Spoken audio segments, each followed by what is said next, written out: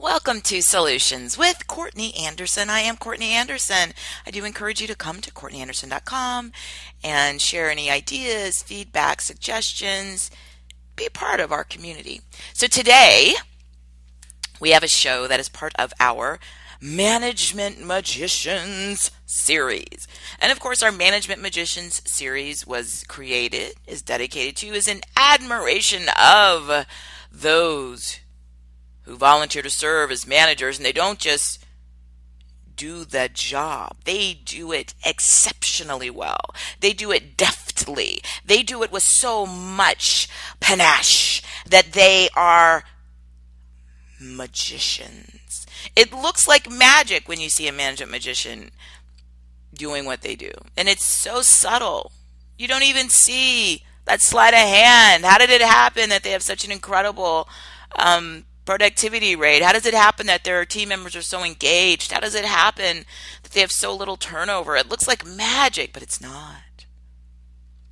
It's utilizing tools and techniques and tips that set their work environment apart from the average. So that's what it's about. That's what we're doing.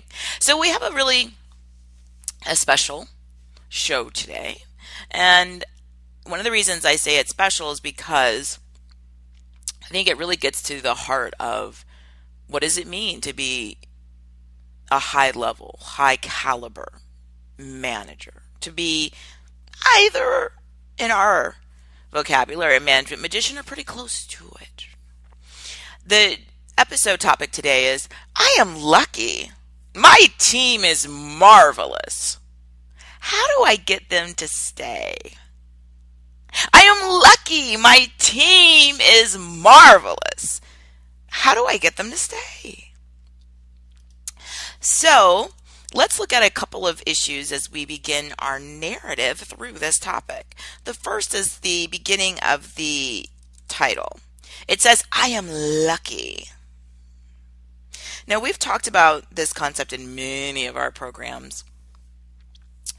The idea of luck. Am I getting lucky? Are you getting lucky? Woo! I got good luck. I got bad luck.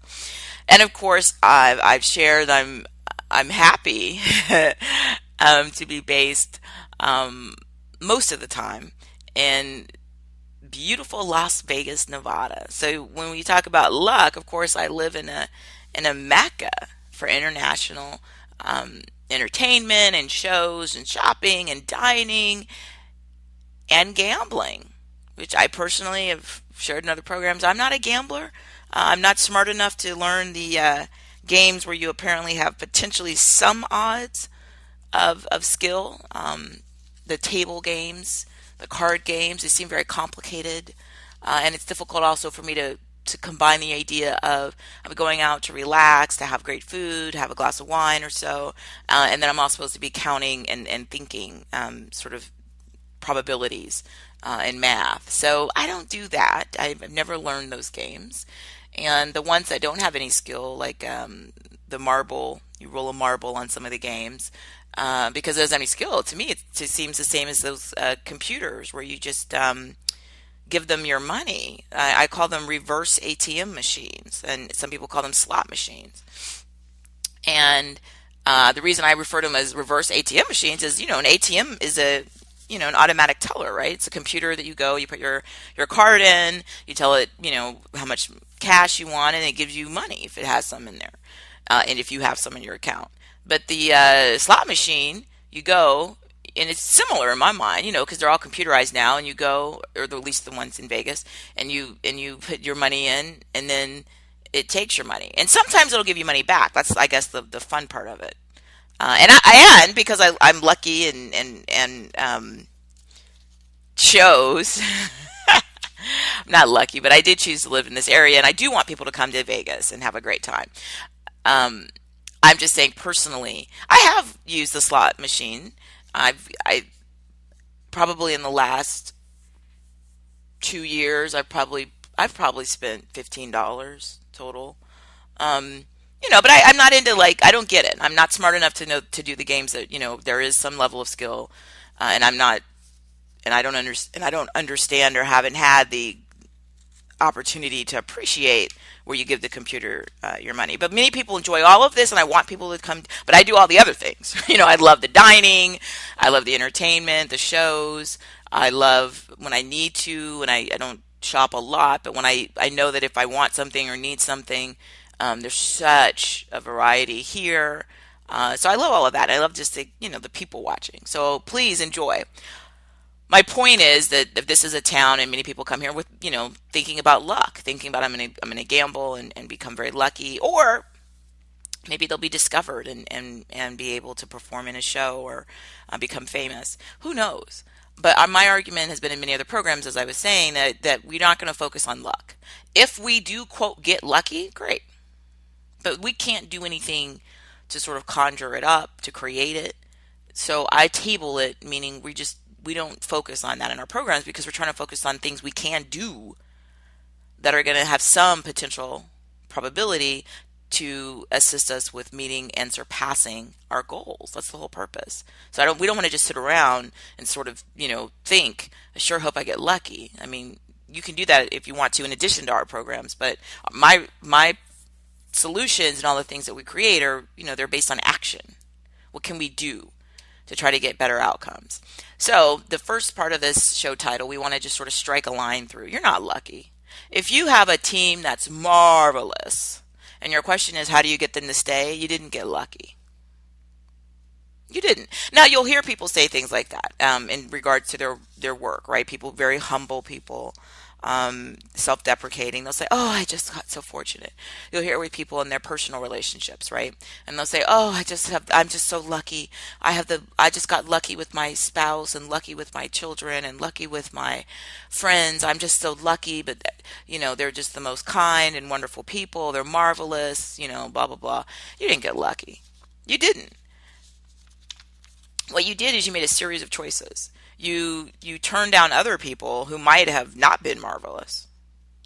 And you were open and willing to accept people who potentially were marvelous or who already were showing you indicators that they were marvelous. Then you treated them in a way that created a context and an ability for other people to treat you kindly, right? So you have some people who, there might be somebody marvelous that wants to come and work with them, or be marvelous wants to come, be their spouse, but they're so they reject the person, right? How many people do you talk to and they'll say, oh, I worked with Fred, Fred was my supervisor for 15 years. I never felt I ever, even got Fred's attention. I don't think Fred knew who I was. Or you'll talk to people and they'll say, I was married to, Becky for 15 years and I don't think I ever knew Becky and I don't think Becky ever knew me. I was so lonely. So my point is that these are all reciprocal relationships. It's not that you're just walking around and you're cruel, you're violent, you're abusive, you're rude, you do the silent treatment, you do all this stuff, and then here come the most wonderful team members in the history of the universe, and they're just there, and it's just this sort of an idyllic fantasy. The problem is it won't be the idyllic fantasy because there's no place for it to be sustained. You need oxygen, right, to breathe, to live. People need something that will allow them to be marvelous. So if there's a hypercritical, abusive, authoritative, neglectful, closed off individual, then you're not going to get a marvelous outcome because you don't have. You're not both working in tandem to allow that to happen.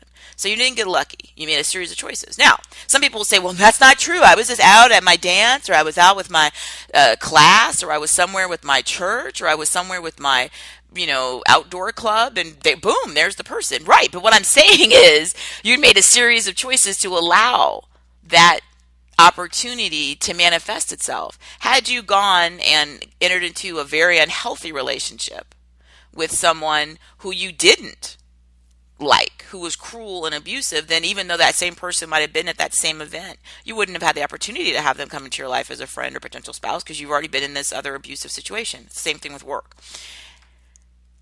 We focus so much when we talk about hiring and retention on sort of the onus that's on,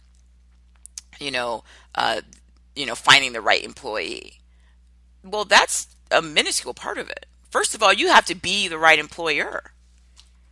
And what I mean again is the same thing. You could have the most talented, engaged, enthusiastic, creative, ethical person, but if your employer culture is one of um, cruelty, uh, judgment, criticism, um, neglect, then they can't come there and stay, right?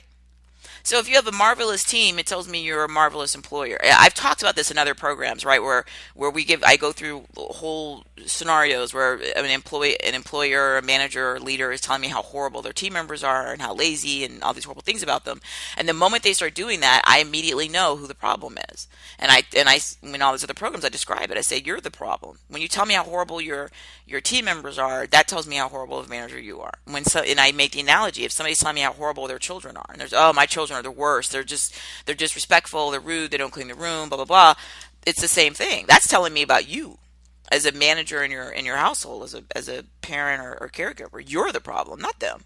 You have to set up the environment, and we talk about this on the programs, what that needs to be.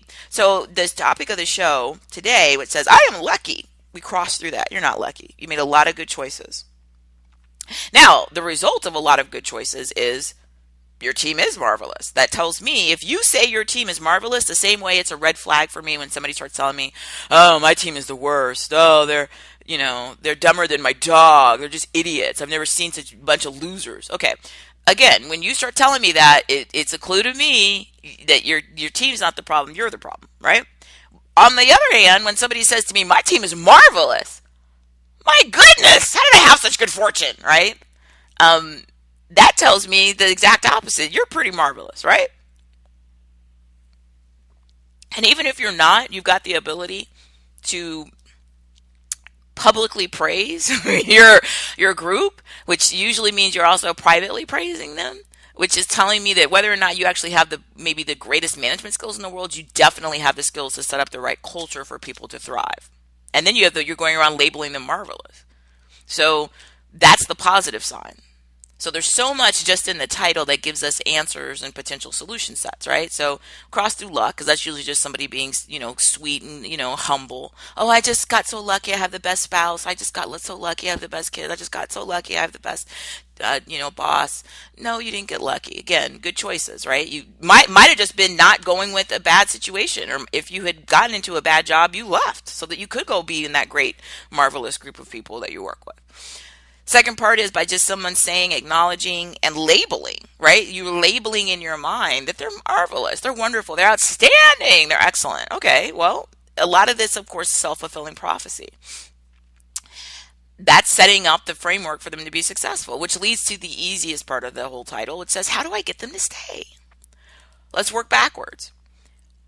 There's so much content out there about why do people stay at jobs, right? And the biggest thing that most management consultants, and certainly that's one of the things I've been doing for, at this point, about almost 15 years, is they'll say to you, people don't stay, for anything other than the number one reason that they'll tell you in survey after survey is that they stay because of the people. So you ask them, why do you stay at your job? They'll say, I stay for the ones that are engaged, that aren't miserable, right? So why do you stay? And assumingly happily stay. Well, I stay because of the people. So the argument is that management consultants, business professors, another one of the things that I'm fortunate to do, teach business, graduate business courses and curriculum. The argument is they're not staying for the money. And you're trying to get them the idea away from, hey, business leader, hey, HR hero.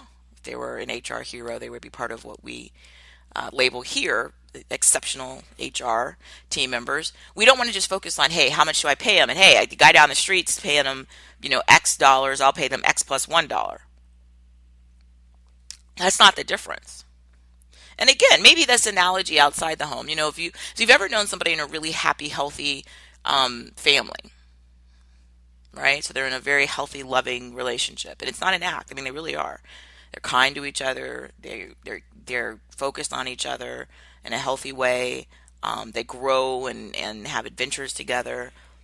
The bottom line that you'll hear, are they there because the person is a supermodel or, the most handsome person in the world? Are they there because, of the person's physical looks? Are they there because of how tall or small the person is? No, they're there because of the people, how the people treat them. They're not going to jump up and leave a blissful, healthy, nurturing, supportive, safe environment where they have their best, most trusted people in the world around them to go out and do what? Where? So when you look at this sort of basic idea that you'll hear traditionally in business, why do people stay? They say because of the people, but they're trying to say it's the relationships, and that's one of the reasons a long time ago that I came up with this workplace relationship expert sort of moniker. The idea was because I kept going to all these businesses and listening to all these people, and I was thinking, okay, let's talk about some sort of business theory, or talk about some sort of applied business practice, or let's talk about dollars and let me look at your infrastructure, and let's talk about, how the legal frameworks, supports what you're doing. But instead of talking about the substance of actual content, we were just talking about people over and over again. Jim is difficult to get along with. Javier is fantastic. Roberto is silly. And I started to realize that the challenge in real life is that we're so far away from being able to get stuff done and create these fantastic lasting environments where people surpass their goals, because we get mired in the muck of people. And how many programs do we do, right, about office bullies, or people who are cruel to you, people who are sabotaging your career, office gossip, people who are not your friend, so much of this. And this is what derails careers. This is what causes people to be stressed out. This is what makes people miserable. It's the people. And when you get to an environment, and I've unfortunately and fortunately been to so many different types of environments, the overwhelming majority, of course, of my customers I've worked with have been focusing on surpassing their goals. So they're focusing on that continuum of how can I be, more excellent, which is what I specialize in. But even in the best organization, sometimes you'll just have people who will get in there who create nothing but chaos and misery. So what makes people stay at organizations? Again, the cliche is they stay because of the people. So if they feel, just like in their outside work life, that their people care about them, that they matter, they're part of something that's larger than themselves, that they have, quote, workplace friends. Some people have workplace spouses. It's the same thing. Feeling like you're not invisible, that someone notices you, that somebody cares about you, that you're appreciated, that what you do makes a difference. All of that's what makes people stay. And the amazing thing is, and I'm always surprised about this, and it's not what we're going into in this show, do other shows about it, but is how little money people will accept if their environment is conducive to them feeling good about themselves. It's amazing the pricing flexibility you'll have as an employer, just being very honest about this, if people have these other needs met or perceive that they do. And again, it's the same type thing. If you think about somebody you've ever known, and I've never, been married, but certainly as a lawyer in my law firm, I've done a lot of divorces for people over the years. And there's a point people get to and they'll say something along the lines of, I don't care what it costs me. I don't care what it costs me. I have to get out of this marriage. What they're saying is, at a certain point, it's that same bit, it's that same, sort of economic flexibility. At a certain point, people are so miserable being around other people that they really honestly will take big financial hits, whether it's selling, their house, or, having to pay spousal support, because they just feel like there's no price that's worth their continued misery. And it works the other way too. If somebody's in a really, loving, nurturing, supportive relationship, and you hear, and that's the cliche, right? Well, you can't live on love. Well, but you can be happy. You really can be legitimately happy and satisfied and have a great life. You don't need riches, right? But the idea that you have this loving, great family, and there's a lot, sort of scientifically, that supports that. Right? What's the return on investment of having somebody who cares when you come home? What's the return on investment of having people who you love spending time around, who you just are interested in and that care about you, and that'll be there for you no matter what? What's the price you put on that? And for a lot of people, it's priceless. Are you kidding me? They're not going to leave. You know what? That's what everybody's dreaming for when you listen and you see it, even in popular culture. I saw sort of, professionally as a divorce lawyer, I saw the horrible, cruel, brutal things people do to each other in divorces, right? But even in popular culture, the idea of, hey, there's nothing as bad as a bad marriage, right? Well, there's nothing as bad as a bad office. It's the people. How do you get them to stay? It's the people. Meaning what? How are they treated? How do they feel? And there's so much. I just read an article the other day in one of the leading global media business periodicals, and it was a new book coming out about, again, you got to get the people feeling good about themselves, and there are different nuances to it. So there is a lot of new research about it, which is really important. But it's amazing to me how many people just don't see the parts of the formula that are really simple.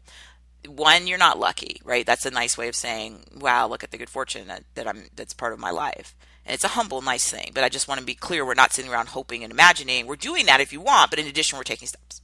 The second thing is you have somebody who's the manager who's saying, my team is marvelous. Again, that's so much of the ingredient. That's the parent who says, my kid's marvelous. My little kid is awesome, right? That's not that parent who's like, oh, my kid, oh, teenagers, oh, I can't wait till they're out of the house. I mean, night and day, right? How does that kid feel whose parents go around saying how marvelous they are? Now they're a little embarrassed, oh, stop it, Dad. But deep inside, knowing that somebody else that's important to you thinks you're wonderful, come on. You don't need to be, a PhD psychologist or sociologist to understand the power of that, right? How many people spend their lives striving for, approval. Look and see what it does when it's just given to you consistently, and you earn it. Not just given, but you really feel respected by your leader. So the my team is marvelous part is a lot of the reason why they're staying already. How do you get them to stay? They're already going to stay. In the show notes, you'll see I came up with and refined, looking back over a lot of the old materials, some even shorter little tips. So they're going to stay as long as management and leadership in the entire environment of the organizational culture supports somebody like you as manager saying they're marvelous and meaning it authentically and across the team. So not one team member who you really like, who went to the same school that you went to, or reminds you of yourself when you were younger. I always hate that. You remind me of myself when I was younger. Now I meet people now that I'm more mature in life, and I'll think, oh, they remind me of myself sort of when I was younger. But don't tell people that, and don't tell people that when you have a team, because it makes other people who don't remind you of themselves apparently feel like, now I'm at a disadvantage. What can I do? Right? Maybe I'm older than them, so I don't remind them of themselves when they were younger. Whatever. Like, it's a, keep that type of thing to yourself, which brings me to my little list in the show notes. List of what? Again, you're already doing what you need to do to keep them. Now you need to be able to stay. You need to be able to stay as the manager who's somebody who will honestly and authentically mean it. When you go out and you fight for your team and your funding and your resources and good outcomes, your team is marvelous. You respect them. You make you hold them accountable.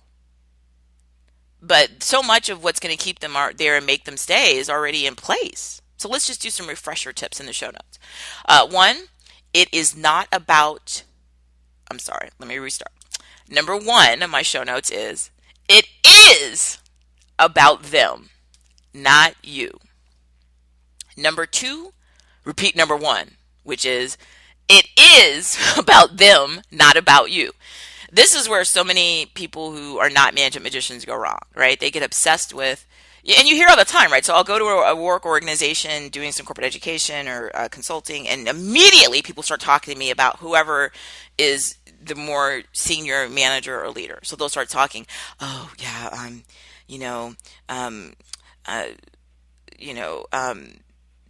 Militia is our leader. Militia, she came in about 2 years ago. Militia is very strict. She runs a very strict, environment. Now, Militia doesn't like it when people, sort of speak up without her acknowledging you first. So just sort of wait, because we want to make sure that Militia feels, comfortable. This is how Militia does things. It all becomes some sort of, pay homage to the leader. We bow down. What does the leader want? This is what our leader likes, so we do this. And the team members are just sort of contorting themselves, right, to sort of, please this leader who's on this sort of pedestal. It's all about, them. What is the leader like? I have to be what they want me to be. What can I do to please Militia? What can I do to please, Fred? What can I do to please Pierre? What? Look, your team is marvelous. You want them to stay. It's not about you. It's about them. It is about them. So it shouldn't be where everybody's running around focused on what the manager, the leader, their needs, their wants, their desires. How about make it about your team members? First, it makes your management job much easier. And it also ties into step 3. And 4. Let's keep going. Step 1, it is about them, not you. You are not it. You are not the focus of the group. The group is the focus. You're just there as a conduit, as a as the person structuring and working to help them become all they can be. Step 2, it is about them, not you. I just repeated step 1. Step 3, give them control of their lives. Now this sounds weird, and at first I think, give them, but it's true. So many micromanagers and people who are driven by fear of loss of control, insecurities, they create these elaborately structured environments where adults are just infantilized. They're treated like, infants. And, I told my people they can't leave their station for more than 2 minutes. If they're going to use the restroom, it can only be at this time. There's so much control. Really? Usually when I ask those questions nicely, well, can you explain to me why you have this many rules and protocols? Well, we have to. These people are idiots. Okay, so we go right back to the cycle usually of what I talked about earlier. The opposite of our management magician. Instead of saying my team's marvelous, they keep telling me how horrible their team is, and then they feel in reaction to how idiot laden their team is, they have to keep coming up with layers and layers and layers and layers and layers of rules that are just more and more minutia focused, and then spend all their time writing people up for this and monitoring. It's just becomes so unhealthy and abusive. But it's all usually stemming from some intense unmet need in that manager or leader. So they just have all this fear of loss of control. They're micromanagers. They fear that people don't think they're good enough. They have a fear of failure. They have huge trust issues. They're not someone who should be managing anybody. So when I say give control, who knows? You may be a management magician coming into an environment like this. You see the team is marvelous, but you need to figure out how to make them stay or get them to stay. You need to cede the decisions to them. They're adults. And we do other programs about these, results-oriented work environments, ROW. And the whole idea of let people just do their job. Tell them what the end outcome is and then leave them alone. How they do it, it's up to them.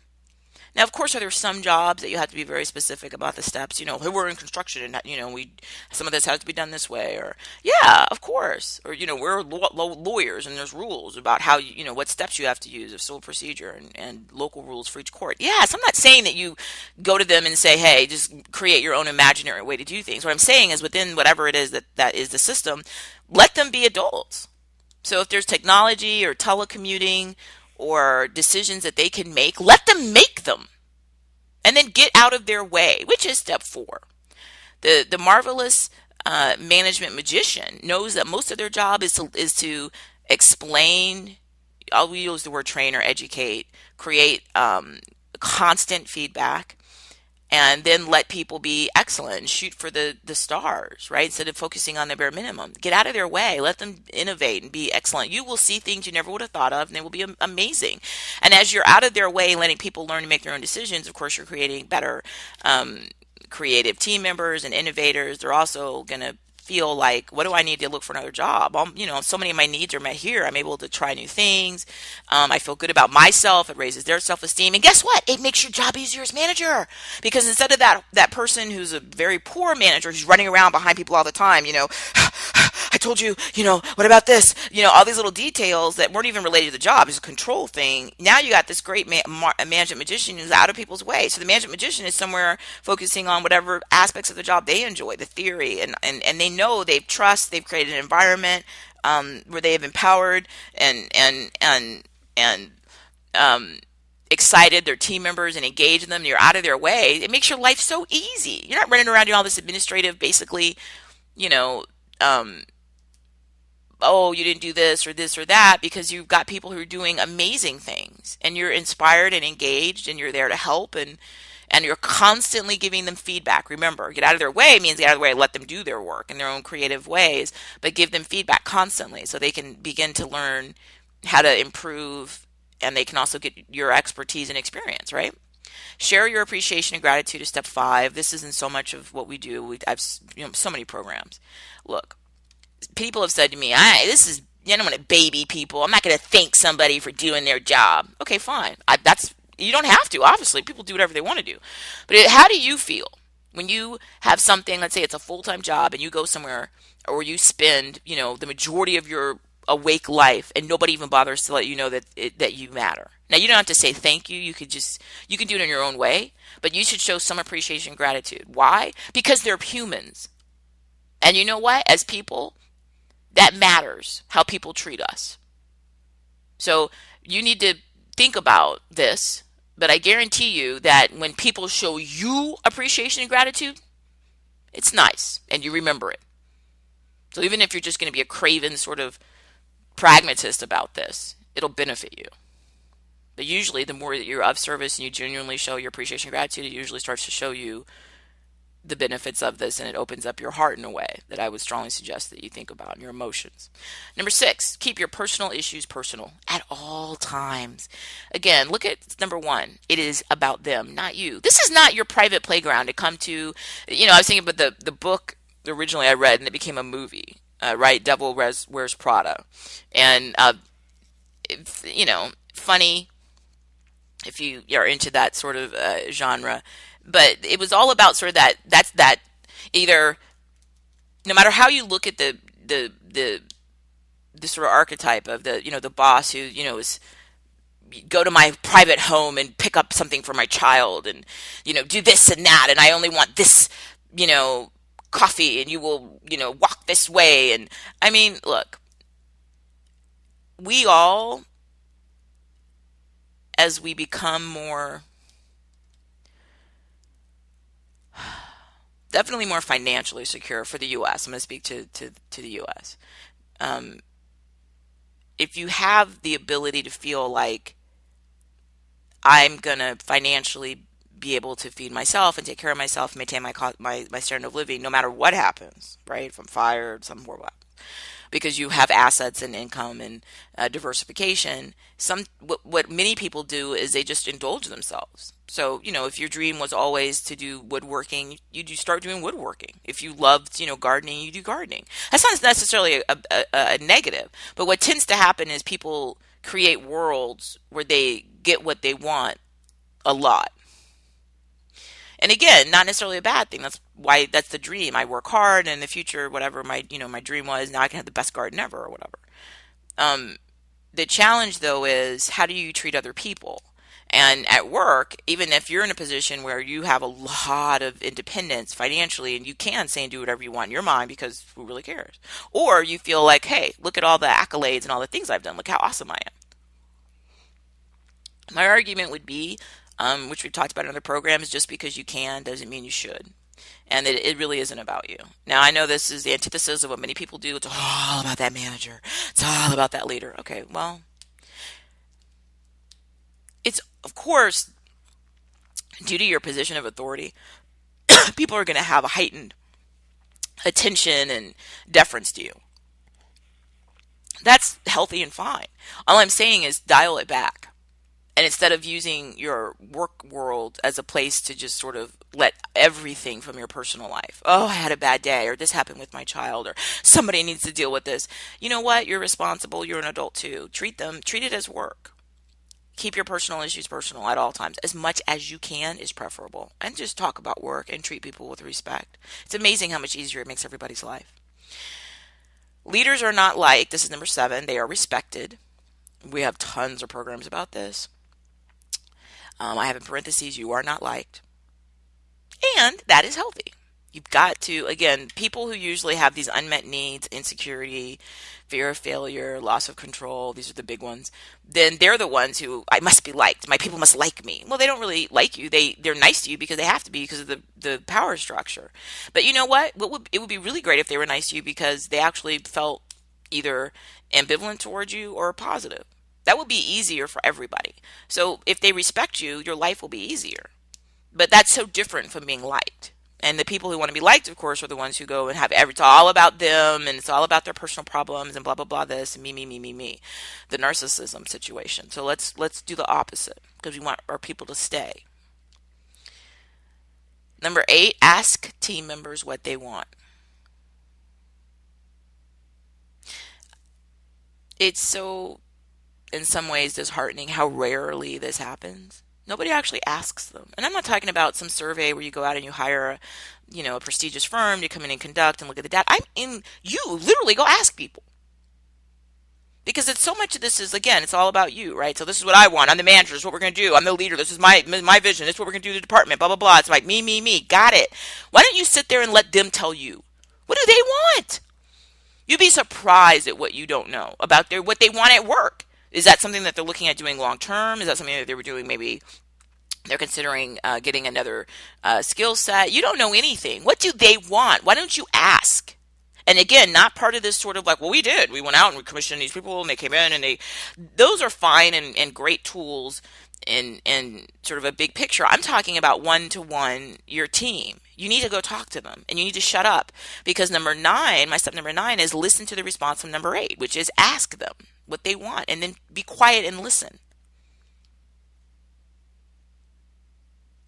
Now you notice I didn't say and then tell them you'll give them everything. Of course not. Some people are going to be irrational and I'd like to have a 9-hour break in the middle of the day. I'd like to have catered steak every day for lunch. I mean, whatever. Some people just have silliness, but ask them and then listen. And then repeat that as much as you can. Because even, you may not be able to implement all or even anything that they at that moment ask for.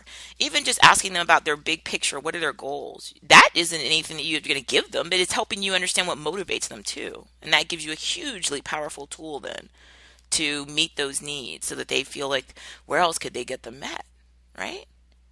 Sort of like in a relationship, ask people what they want. And then ideally, if it matches what you want, that's a great relationship. I love outdoors and hiking. Well, so do I. This is great. We're going to go outdoors and hike together and be happy and enjoy it and learn new things. See how great that was? Number 10, stability is seductive. And again, especially in the States, but you know what? With the global changes, and I'm thinking different parts of the world, actually this is everywhere. Stability, the idea, now there's no guarantees, right? Because even in nations with the most pro-employee labor systems and legal systems, there's still no guarantees because we look what happened with the global economic crisis, right? We've got issues all over the world with underemployment and unemployment and people on, sort of part-time work who want more. So the idea of stability, what gives people stability is a stable leader, you. So you're not a roller coaster coming in the office. Oh, I'm in a bad mood. You're not going to believe what happened with my family. And then everybody else's day is horrible because you had a horrible thing in your life. No, because remember, it's about them, not you. Give them control of their lives. Get out of the way. Appreciation, gratitude, personal issues, keep those personal at all times. You're not going to be liked because you don't care about that. This isn't a social thing. This is a professional, healthy relationship. And I'm going to be respected. Just like a parent, right? I'm not hanging out with my kid and making them like me, but they're going to respect me because we're of a different type of relationship based on, admiration and respect. And of course, in a family, love. And sometimes in work. Ask my team members what they want and then shut up and listen. Although just listen. And then stability. If I'm stable as my manager, as a parent in my home, as my outside work example, my kids are stable. They feel that we're okay. If I'm unstable, I come home, I'm screaming, I'm yelling, I'm crying, I'm strong, I'm weak, I'm confused, I'm scared. We're moving, every 2 weeks because I can't keep us in a place. I don't have any money, or I do, but I can't figure out how to pay my bills, or I gave the money away to other people, and now we don't have anywhere to live. And instability is just very difficult for people.